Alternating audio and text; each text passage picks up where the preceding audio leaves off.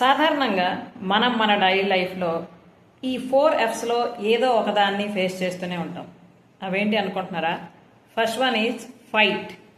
అంటే మనకి ఏదైనా ఒకటి వ్యతిరేకమైంది సందర్భం వస్తే ఆర్ ఏ వ్యక్తి అయినా మనకి వ్యతిరేకంగా ఉంటే వాళ్ళతో మనం ఫైట్ చేయడానికి రెడీ అవ్వడం. Second one flight. అంటే మనకి అనుకూలంగా లేని పరిస్థితులు ఉన్నప్పుడు అక్కడి నుండి మనం క్విట్ అయిపోవడం, ఫ్లైట్ అయిపోవడం. అండ్ థర్డ్ వన్ వచ్చి ఫియర్.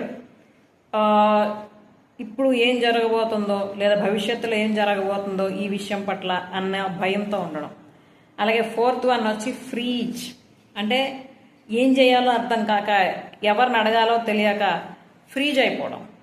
సో ఈ 4 సిచ్యువేషన్స్ని కానీ మనం కంటిన్యూ చేసుకొని ఉంటే ఎప్పుడు కూడా మనం లిమిటెడ్ మైండ్ సెట్లోనే ఉంటాం, మన లైఫ్ కూడాను లిమిటెడ్గానే ఉంటుంది.